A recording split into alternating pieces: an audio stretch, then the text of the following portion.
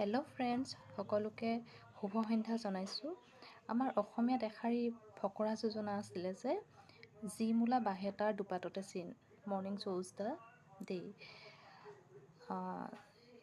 এতিয়া সকলো ল'ৰা ছোৱালীবোৰৰে পৰীক্ষা শেষ হৈছে, মেট্ৰিকৰ পৰীক্ষা শেষ হৈছে।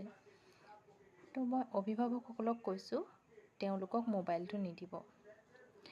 আমি মোবাইলটো চোৱাটো বেলেগ কথা, কাৰণ আমাৰ এতিয়া হৈ গ'ল, আমি সকলো কৰণীয় কামখিনি কৰিলোঁ।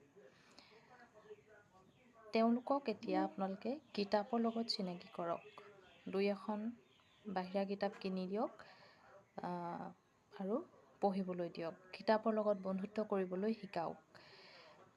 মোবাইলটোৰ পৰা বিশেষ ধৰণৰ একো উন্নতি নহয়, যেতিয়া সিহঁতৰ বয়স হ'ব তেতিয়া এনেও মোবাইল চাব, কিন্তু এতিয়া সিহঁতক কিতাপ পঢ়িবলৈ দিয়ক। ধন্যবাদ।